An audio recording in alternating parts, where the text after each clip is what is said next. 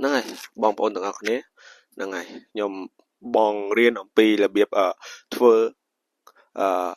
ក្នុងទូរស័ព្ទ iPhone ហ្នឹងហើយកន្លែងដាក់លេខកូដ password យើងលាក់កម្មវិធីហ្នឹងហើយយើងលាក់កម្មវិធីហ្នឹងកុំឲ្យគេដូរឧទាហរណ៍ថាយើងជ្រុះបាត់ទូរស័ព្ទដូរអីឬក៏មិត្តភ័ក្តិយើងសុំលេងគេចង់ដូរ password ដូរអីហ្នឹងហើយចង់ដូរ password មុខយើង scan មុខយើងអញ្ចឹងហ្នឹងហើយគេអាចទៅចូលបានដោយសារគេដឹងលេខកូដដឹងអីចឹងណាបងប្អូនតោះបងប្អូនខ្ញុំនឹងប្រាប់វិធីសាស្ត្រលាក់កុំឲ្យមើលឃើញហ្នឹងហើយកុំឲ្យគេរកឃើញហ្នឹងហើយទោះជាគេដឹងគេចង់ដូរលេខកូដគេចង់ដូរអីក៏ដូរអត់កើតដែរហ្នឹងហើយលុះតាតែខ្លួនយើងទើបអាចដូរបានតោះបងប្អូនណាចង់ដឹងយើងទៅមើលវីដេអូរបស់គ្នាខ្ញុំនឹងបង្រៀនអំពីរបៀបលាក់កុំឲ្យគេរកឃើញហ្នឹងហើយអស់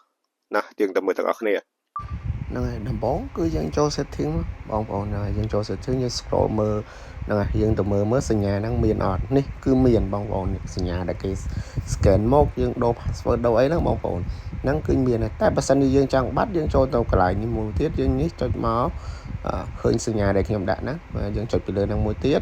ធ្វើមួយបងប្អូនហើយយើង scroll ចុះមកក្រោមមួយយឺតហើយរកពាក្យនេះឃើញអត់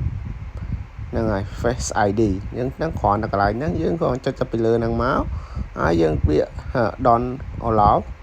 អូខេអញ្ចឹងតែប៉ុណ្ណឹងគឺបាត់ហើយបងប្អូនហ្នឹងហើយគេទៅចង់ទៅដូរក៏គេរត់ឃើញដែរហ្នឹងហើយបងប្អូនឆែកមើលម្ដងទៀតមើលឃើញអត់ឃើញទេហ្នឹងហើយអត់មានឃើញទេតោះឥឡូវយើងប្រកាសអត់ឃើញហើយយើងទៅប្រាប់វិធីសាស្ត្របើកវិញបើកគឺយើងចូលកន្លែងដែរហ្នឹងហើយយើងចូលកន្លែងដែរដែលខ្ញុំគូវងហ្នឹង